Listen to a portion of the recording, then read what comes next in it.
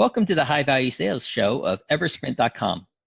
I'm Malcolm Louie, the managing member of Eversprint, and today we're speaking with Dick Hyatt, the CEO and president of Decisive, a service event management platform provider for high-value, complex commercial assets. Welcome to the show, Dick. Thank you, Malcolm. I appreciate it. Dick, you grew your company's revenue 157% from 2014 to 2018. Before we talk about how you grew your company so fast, can you briefly share what your company does beyond my quick intro and how your company differs from the competition? Sure. So just by way of a little bit of background, Decisive was built by a team that has really been working on various different businesses over the past several decades. The common thread on all those is using advanced technology to disintermediate or transform a service process in various different industries. In this particular case, what we have seen and what we noticed some time ago was that the service supply chain for maintaining and servicing commercial assets was really disconnected. Information was siloed, it was difficult to communicate, and the net result of a broken service supply chain for maintaining and servicing commercial assets resulted in excessive downtime, cost, lack of transparency, and really all the constituents were suffering, although they at the time certainly may not have known it, by having a supply chain that just didn't really work for them. So that was kind of the thing that we saw in the industry, and we saw an opportunity because cloud computing, IoT, collaboration, connecting to devices and information, we had reached a point where we really could do a lot of that work. We could bring all the constituents together. We could share information, and we could drive inefficiencies out of the service supply chain to the benefit of everybody. So that was kind of the driver. That was, like I said, we've built a number of companies in the past. That was the transformative opportunity that really drove us to build Decisive. And when you say are you saying that your team at Decisive, you were doing other types of work before and then you saw this opportunity, or was this a different entity that saw this opportunity and then created Decisive to take advantage of it? Yeah, there's a team of us that have been working together for, as I said, several decades across 6 or 7 businesses, and those businesses evolved to the point where they made more sense merged into some other entity, and we basically reconnect, look for an opportunity, and that's really how we got Decisive off the ground running. Part of the team had previously built a business in the telecommunications space. We had built a business in the automotive space with automobile dealers, working for manufacturers. And so we had a fair amount of experience in building early stage businesses, growing them, and solving problems in vertical niche businesses. Yeah, it sounds like all the skills came together for Decisive here. Absolutely. What were the 3 biggest drivers of your growth from 2014 to 2018 when you grew 157%?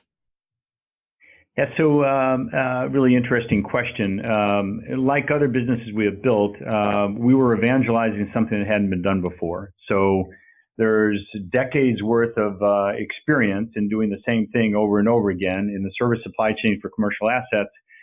The way those assets were serviced and maintained was typically with telephone calls and faxes and independent emails and multiple portals to get the information in a very disconnected environment. And so when we first brought this solution to market, we really had to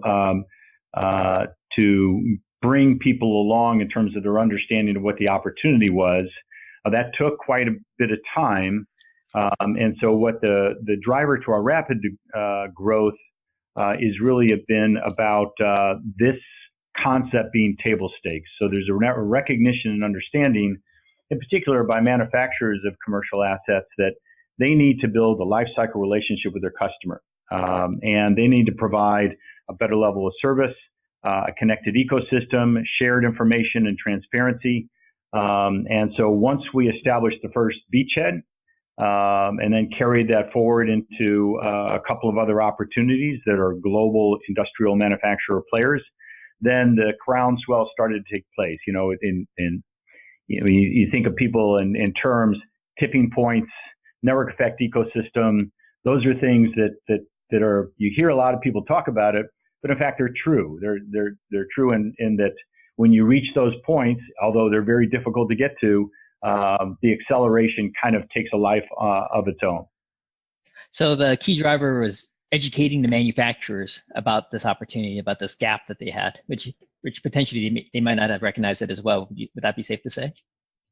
Yeah, well, it's actually educating the entire industry. So it's not just the manufacturers, but also service providers in the specific area of commercial assets, and also the customers and component suppliers. We unify all of those.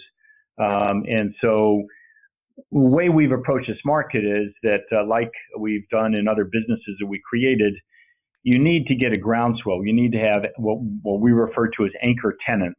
If you think of a multi-use project in these major cities these days, as people start moving into urban environments, you have multi-use projects, and you always have an anchor tenant. So the big draw is somebody significant.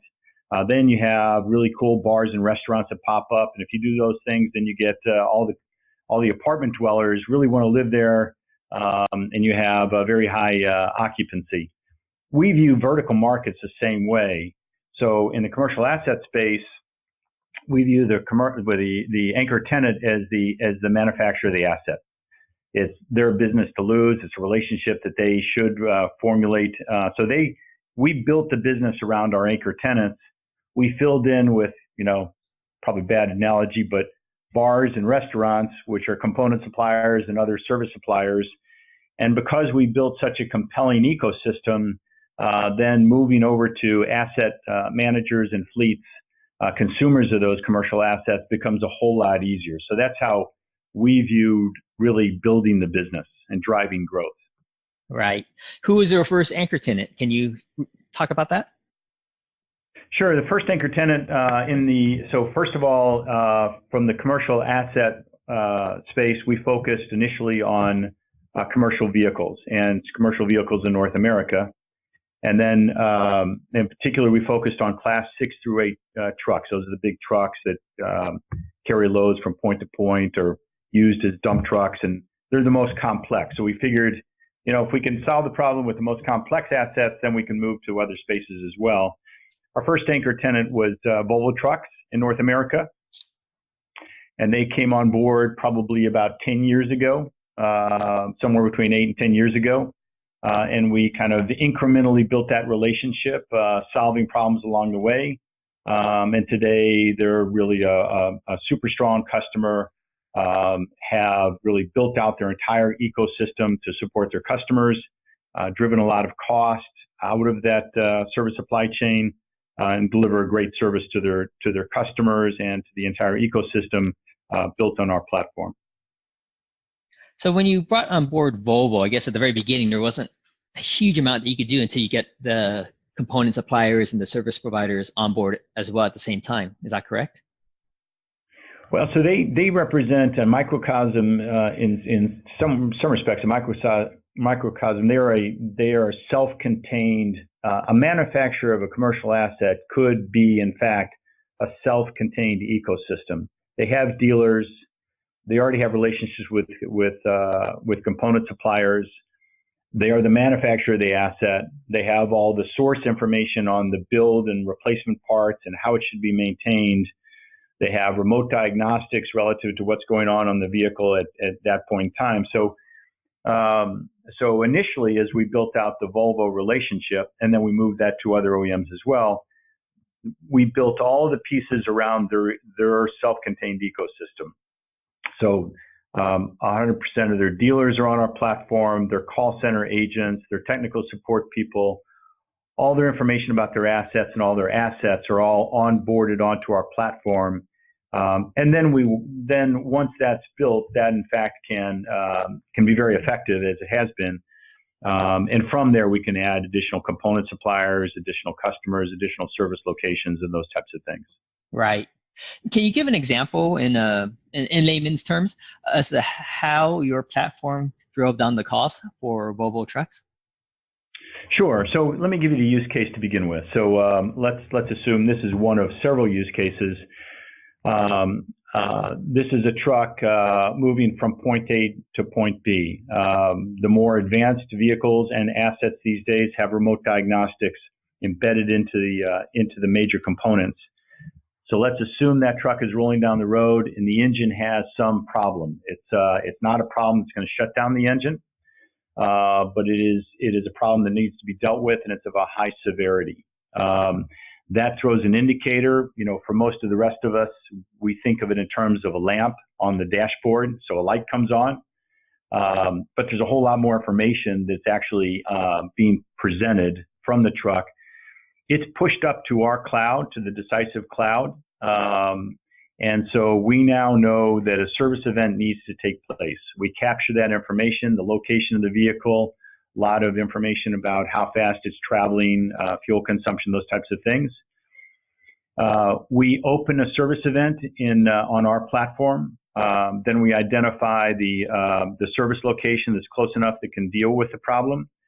We provide an alert and notification. We provide an alert to the customer because we know who the customer is. We provide an alert and notification to the call center. And we bring everybody together to collaborate around that event, and we deliver all the information that's relevant inside of the specific case. The fault, the recommended repair plan, the location of the vehicle, and any other pending work or things that need to be done. So that particular use case is to create that event, push it to a service location. By doing that, what we found is that we can reduce the amount of time that asset is out of service by 57% in the best case. We can improve triage time, so figuring out what's wrong, by 70%. We can assure that what fix takes place is correct the first time, 90% of the time. And there's a whole bunch of other benefits, but everybody in the supply chain benefits by having better information presented to the point of service so the right people can make the right decision at the right time. And in the old school way, or for those people who don't have this platform, it's a lot of depending on people, so the right thing at the right time. So the old school way is the truck breaks down, sitting on the side of the road. Somebody makes a phone call, gets a tow truck, tries to drag it to a service location. Get in touch with the fleet, tell them you think you got a problem. That's over the phone. You get voicemail, you get call waiting, you get put on hold.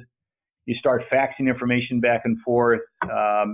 Go to multiple portals to try to find information that's relevant.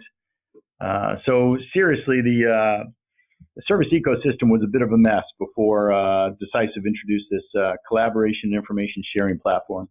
Right.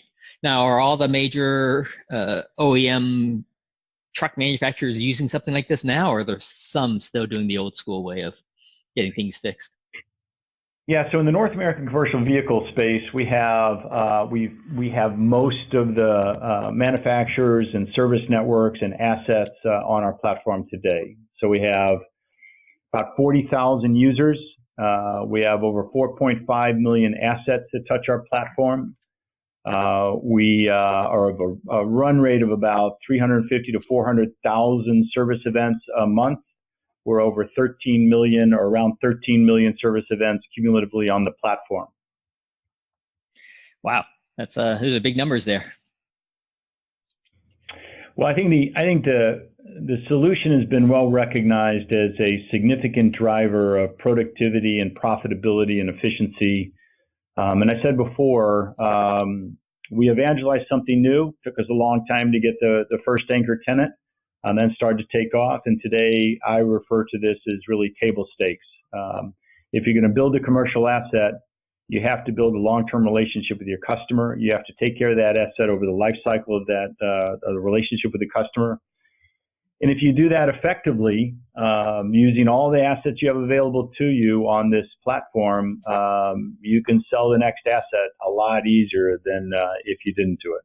Right. So I see in my notes here that the company started in 2001, and it took, 10 years before you were able to get Volvo on board?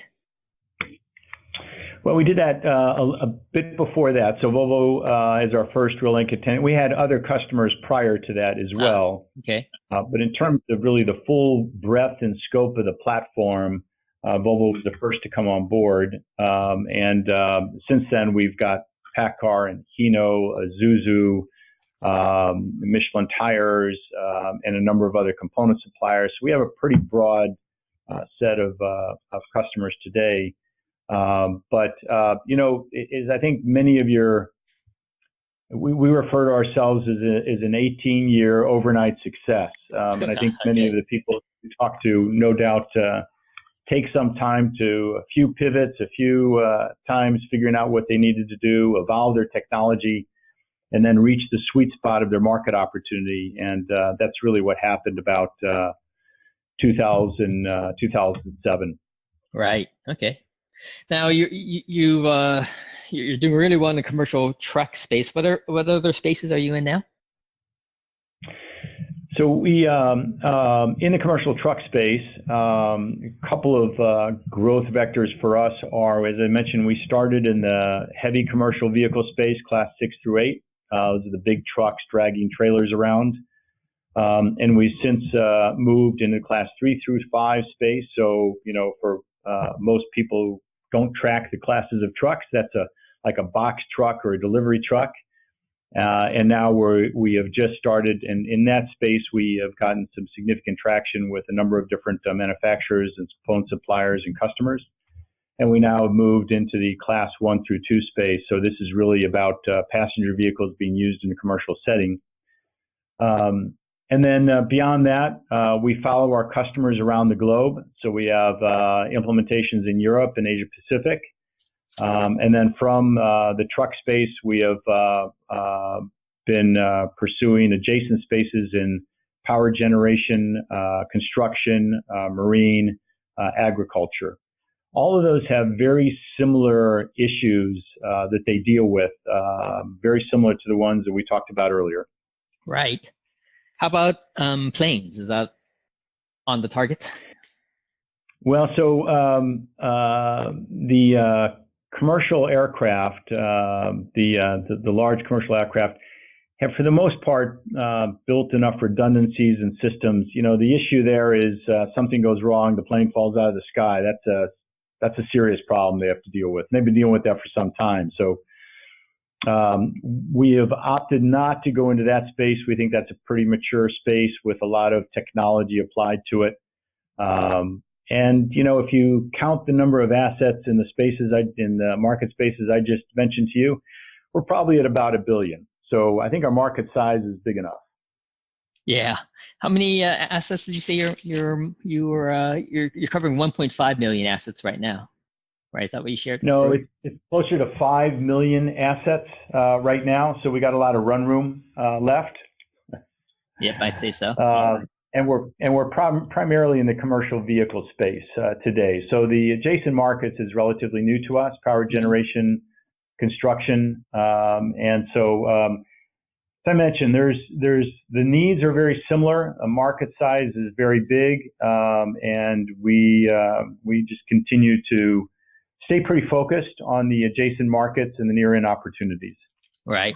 Now, have competitors come in now after seeing your success? So part of what we do is, you can think of what we do as we are the glue that holds all the pieces of a service ecosystem together, and we sit in the middle of that as what we refer to as a system of engagement. So in terms of a company that does what we do, really IoT for this specific vertical niche in terms of bringing all the pieces together and also providing this collaboration platform, we are alone in that space. We work with a lot of endpoint customers or partners or technologies, including dealer management systems, telematics providers, fleet maintenance systems, and the like. And so in terms of that space which we occupy today, we have not seen many competitors coming into it. Now that's both a blessing and a curse in that we, as I mentioned, we evangelize the need for this. we've done it in a way so we've brought enough of the ecosystem together that we've really created this network effect. And so now we have a lot more of the endpoint solution providers, component suppliers, other technologies coming to us that want to participate in our ecosystem. So it's it's hard to replicate what we've done. We've certainly taken some time to do it, but relatively significant barriers to entry to enter the space that we have. Yeah, and I imagine from your customer perspective, they'll be reluctant to make a change as well. Yeah, it's a big commitment on both sides. So that's right. This is we often refer to it as maybe not the heartbeat, but a significant major organ, and you don't want to replace those. Yeah. So the recap, the biggest driver here, we covered quite a lot here. Biggest driver here is that one, you're the first mover, so you were developing a new market, and you have the first mover advantages that come from that. Would that be a good summary of your biggest driver? Yeah, so I would say that's true, and reaching the point where we have really what's often referred to as a network effect ecosystem. So now that we've built that momentum as the first mover, other participants come to us. So we have a lot of demand for wanting to participate in the service event from manufacturers, from service providers, from component manufacturers, and information providers. So that's been really kind of the cool part of our business, is that we've reached that point where we get calls on a regular basis from members of the service ecosystem who want to participate, want to be part of our strategy and our platform. Right. And then perhaps the third driver is that the nature of what you do has very high barriers to entry, and high switching costs as well. Correct. Absolutely. And high value. So as I mentioned, the KPIs, the specific metrics on returns are measurable, sustainable, and high. Right. Are you able to share what sort of ROIs your customers are able to get from your platform? I mean, cost savings sound pretty big from what you shared earlier. So interesting enough, in 2018, based on reducing downtime and delivering back asset utilization for our primary market, we've been able to generate about $3 billion in value back to our customers. So, and the way to think about that is a commercial vehicle, larger commercial vehicle generates about $2,000 a day in revenue. And by reducing downtime anywhere from 25% to 50%, we provide back to our customers over $2.5 billion worth of asset utilization or asset value. Right. So that's a huge ROI they're getting. Yep. I mean, enormous, really. I mean, because I know we didn't go into exact revenue numbers at the very beginning, but based on what we shared offline, it's impressive. So those guys definitely are pretty happy with your service. Yeah, and growing very, very rapidly. So as I said, we are at about 13 million service events, but we're adding about 4 million on an annualized basis. And so if you take that by the amount of value we deliver back to the constituents, the 2.5 billion is probably 5 billion in 2019. Right. So the way you're able to add more service events, how's that working? Is it because the technology is improving and the vehicles can detect issues much more, a greater number of issues, or are you just simply adding more assets under management? Yeah, really both. So this is a lot to do with growing the ecosystem, onboarding more partners, and also more customers, which by virtue of doing that brings us more assets. But we're also really innovating on the platform to make it the service events much more efficient, to reduce the amount of time it takes to run a service event. And part of that is really around our IoT strategy. We're getting more sensors, more information, and the more information we can deliver to the point of service, we can reduce the time and increase the efficiencies of the people on the front line. Right. Yeah, sounds like things are looking pretty good for you guys. What can you share with us about your 2019 targets and plans?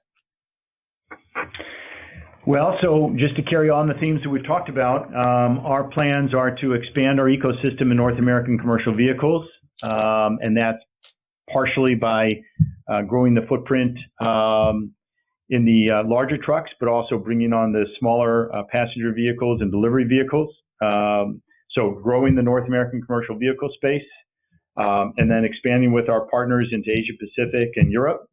And then also moving into power generation, construction, marine spaces. What do you estimate? Those are goals for, yeah. Sorry, go on.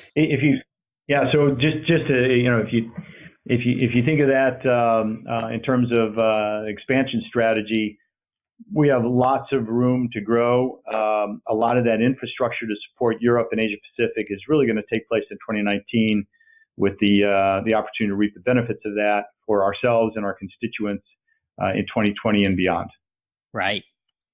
Now, roughly speaking, you grew your business over the prior 4 years about 40% a year. Very simple calculations, right? 157% growth from 2014 to 2018. Do you see that growth continuing at that 40% per year level, or perhaps accelerating?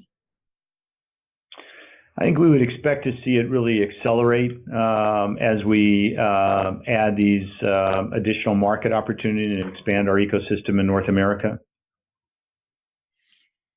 And what do you see as the biggest challenges that you need to overcome to execute your objectives? We share the same challenges that I think every one of the people you talk to have, which is finding really, really good people. And I think the opportunity space is big enough so that as we onboard really quality people, constantly averaging up the skill sets and the experience base of the company, that really helps us grow the opportunity base. So I would say that's, when I think of my challenges, that certainly is it. And then as we move into other spaces, like Asia Pacific and Europe and some of these adjacent market opportunities and other commercial assets, there's a certain amount of evangelizing that needs to take place because they have not had or seen the opportunity that we've created in the North American commercial vehicle space. So evangelizing adjacent markets and also finding good people that can help us grow the business. So to your listener base, if people are looking for a really exciting opportunity, please call us. Please reach out to us. Yeah. Now, when you say about finding really good people, what's the challenge there?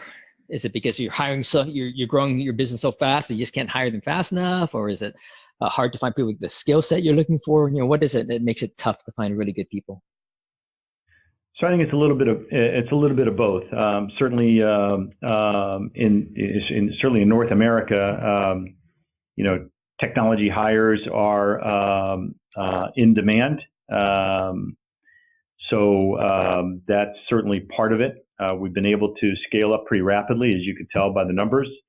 So we've been able to overcome that, but that's always something we're looking for is more technology experts that can come and help us grow the business. And then really people in the business development world. So about half of our team right now is really technology people. We have, as we talked about earlier, about 150 people, and about half of those people are technology people. So that's something we have to keep feeding. And then as we get to new markets, finding business development people who can engage really strategic customers. Most of our relationships are very strategic, long-term. And so that's a special skill set as well. Right.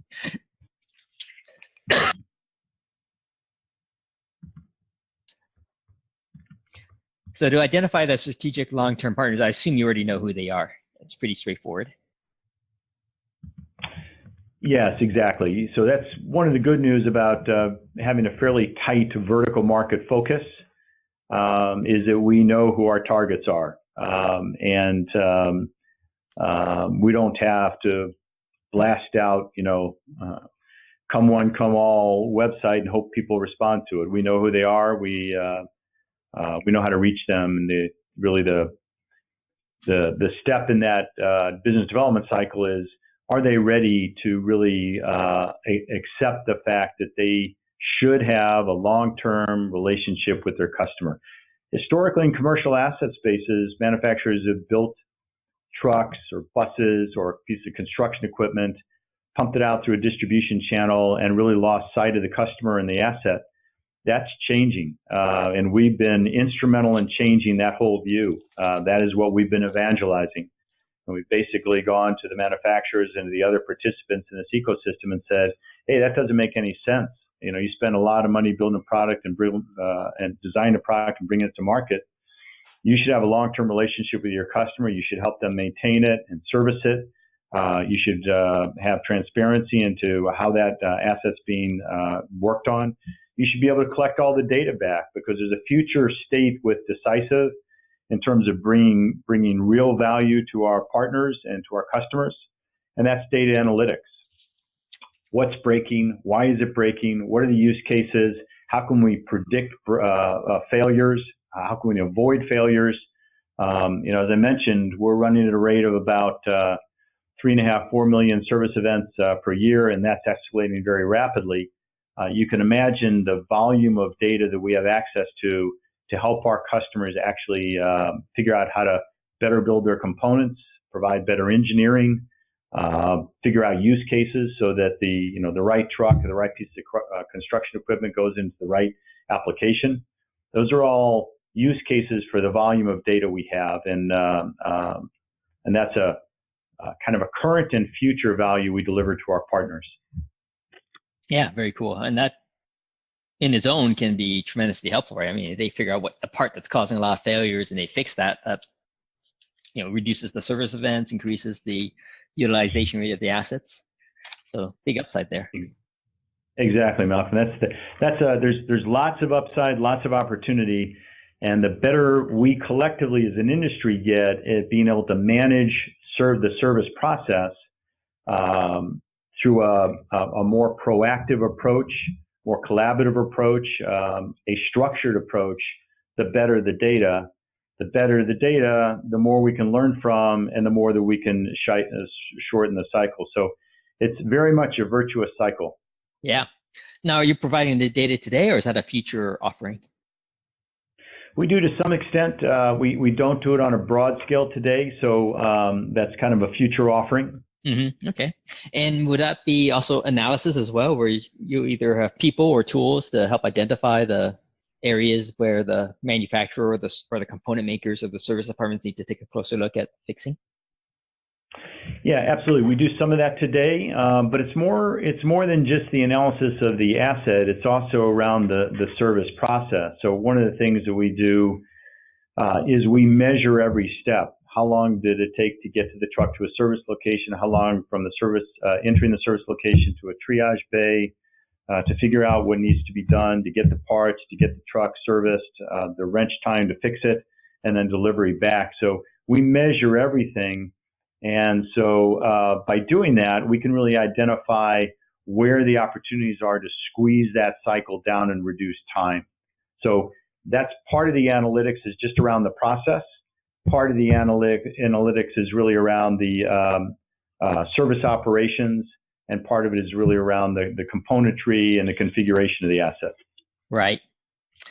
Yeah, very interesting. Time is clearly money when it comes to keeping assets on the road.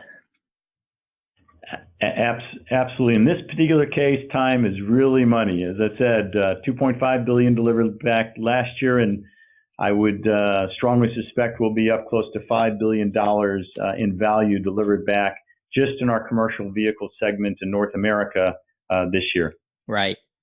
Now, you said the second challenge would be evangelizing the solution in the adjacent markets in Asia and Europe. What about that is challenging? Well, so as I mentioned, in North America, we created really the proof point. So as you go into other markets, you really have to establish the beachhead, the proof points, and then everybody sees it. So the great thing about our market is that when you go into a new adjacent market, as you establish that beachhead and proof point, that particular asset, whether it's construction or power generation or a commercial vehicle, is in use by an entity that uses lots of assets. And, they're sitting right next to somebody who uses a lot of assets as well. So you get a viral effect pretty simply once you establish that beachhead. The challenge is really establishing the beachhead in these other markets. Right. Can you give me an idea as to, in your mind, what a beachhead is when it comes to evangelizing your solution? Yeah, so as I mentioned early on, when we think of anchor tenants, and so if you take my analogy of the mixed-use environment, and the anchor tenant being the manufacturer, because they're really the ones that deliver the asset first, and also have a warranty commitment for that asset, and also a service network. In these other markets, similarly, we view the route to establishing the beachhead as the OEMs in those markets. So, give you an example, we're establishing a beachhead in Japan, and so we have as a customer, as a partner, one of the major manufacturers of commercial assets in Japan. As that becomes more obvious to the fleets, as we roll out that solution with them, typically a fleet will have multiple brands in their fleet, not just a single brand. And so they now start to see that, brand XYZ is doing something exceptional, and they, go to the other manufacturers of their other assets and say, hey, this is really cool. This has saved me a lot of money. We really want to do business this way. We don't want to do business the old way. Right. Now, do you find it hard to engage the OEMs? Because when they see the results that you're getting, it's like it should be fairly easy for them to, have a discussion with your team and hear how you can help them. And again, in the North American commercial vehicle market, we are this solution, this approach. Whether you use Decisive technology or you can find another or build it yourself, it's table stakes. Engaging your customer, establishing a long-term relationship, providing a collaborative environment, and sharing information is a must in this market. Whether you're building a tractor or a trailer or a refrigerated unit or a tire, all of those entities now understand that this really needs to be done. So the conversations in this market are pretty simple. As we get to other markets where this really hasn't been established, that's a little bit more as I said, the first takes time, the second is a little shorter, the third is quicker, and then it becomes table stakes. So we go from, 1 to N. Right. Okay. Before you mentioned before, one of the challenges finding the biz dev people to go into the new verticals, the new adjacent markets, as well as the new geographic areas as well. You have any thoughts as to what challenges they might have in going into these new adjacencies before you have your beachhead established? Yeah, so and that really goes to who we look for to engage and to hire and to bring on board. So the best case is someone who is a little bit of an evangelist, knows the market space fairly well, and knows the entities within the market space, and is looking to build a business. So there's an entrepreneurial streak inside of every good business development person, at least from Decisive's perspective. Entrepreneurial, a little bit of an evangelist, looking for something that's pretty exciting, and also has some understanding of the market opportunity and also the participants in the market. That's why it's kind of hard to find that perfect person, but we've been pretty lucky. We found some great people doing some great things here. Right. you find part of the challenge is that where you are based doesn't have enough people meeting your criteria, or is there companies set up that they can pretty much work and live anywhere? Yeah, so again, for all those of you listening to the podcast who want to come to work here, we're very much support a remote worker environment, especially for our technologists. We recognize that we can't find 75 people all to locate in Washington, D.C. It's an expensive place to live. With all due respect to Washington, there are other more interesting places to live in the mountains or by the beach or whatever it may be. So we very much embrace that remote worker philosophy. And we have a lot of really cool tools to support that. We use all kinds of collaborative environments, development tools, testing tools to make it certainly appear for the remote worker as if they're part of a team and that we all work together on the same goals and same issues. Right. Got it. 3 final questions for you. Or actually, before I get to the 3 final questions, from a marketing perspective, I took a look at your website and your web presence and so on, and I didn't see a huge amount of marketing investment for online marketing, either on a paid advertisement or a SEO perspective. Is it just the case where your market is growing so fast you just don't need it? Well, and also we talked about this a little bit earlier. We know who our targets are. So we really like a consumer product. We don't have to wait, and we don't have to really engage through an online presence. The online presence is mostly about bringing our targets to the web environment and helping them, letting them really educate themselves. So it's much more about that than outreach to find prospects. Right. But it also seems that, again, I guess at least in the North American market, it seems like it might not be needed as much either, right? Because of the great success you're having. Yeah, that's right. That's right. And we are fortunate in that our challenge is to manage the number of engagements we have. So we have plenty of interest, especially within the last 18 months.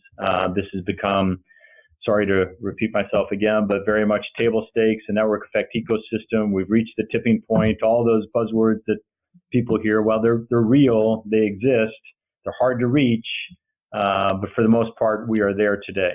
Yeah. Is it getting to a point as well where your OEM manufacturers are requiring their service providers and component suppliers to be part of the system now? Yeah, absolutely. So when we go to market through one of these entities, one of these partners, it's really done on a private label basis. So it becomes their service management platform, their service management solution, and they certainly encourage their service ecosystem to be on board this platform. That includes their dealers and their component suppliers and other service providers. And the broader the ecosystem, the more value that can be delivered to the customer. Right. And the customers themselves, really once a customer who has a commercial asset sees the value of online collaboration, online information sharing, pulling information back, getting transparency into service events, not picking up the phone. Remarkably, I hate to admit this, but there's parts of our industry that are using faxes.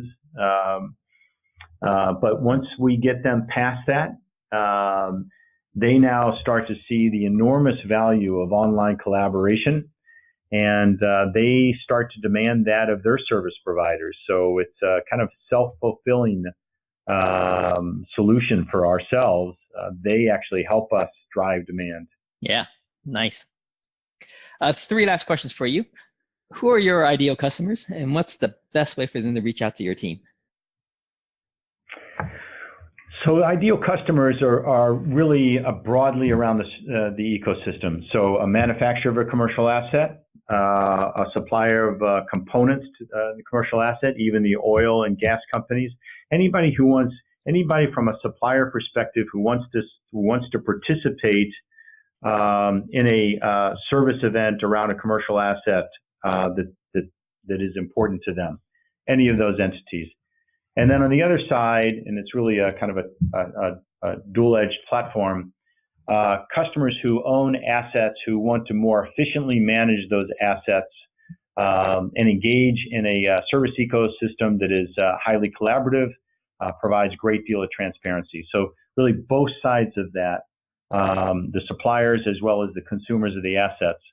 And in terms of reaching out to us, the best way is certainly on the website.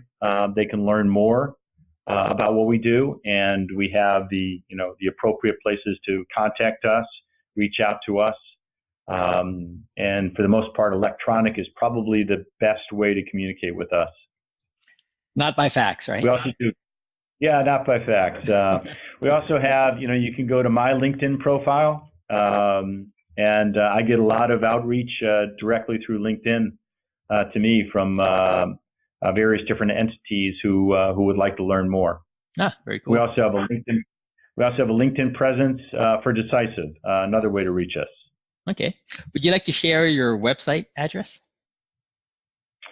www.decisive.com, and Decisive is DECISIV, no E at the end of Decisive, .com. And the quick story behind that is URLs are really hard to find. We decided we wanted Decisive was an important way to brand the company because the things, as you could see, that we do is really help to help the entire ecosystem and constituency to be more decisive about their decision making.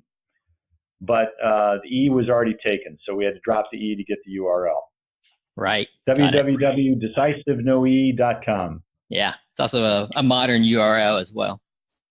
Exactly. And my one last question for you: if Decisive were to have a billboard somewhere around Washington or in Europe or Asia, what would your billboard message be? Wow, that's a great question. I would say that it would be about improving asset performance. If your business runs on the basis of utilizing commercial assets, whether they're vehicles or construction or power generation, and you want to maximize the uptime, asset utilization, and performance of that asset, you should come to Decisive. Yeah, definitely. Time is money for sure when it comes to the solution you provide. Absolutely. Yeah, if you actually go to our website, our tagline is, "We fundamentally changed service management forever." Yeah, it's safe to say that's an accurate statement. It's you're really changing something that's been done ineffectively for decades, and really extracting a lot of value from that for all parties who are participating. No going back. Yep, definitely. Dick, it's been great having you on my show today. I really enjoyed hearing how you grew your company so fast.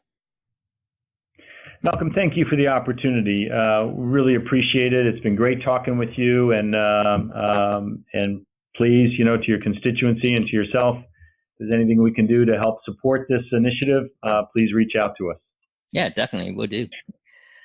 We've been speaking with Dick Hyatt, the CEO and president of Decisive, about his company's rapid growth.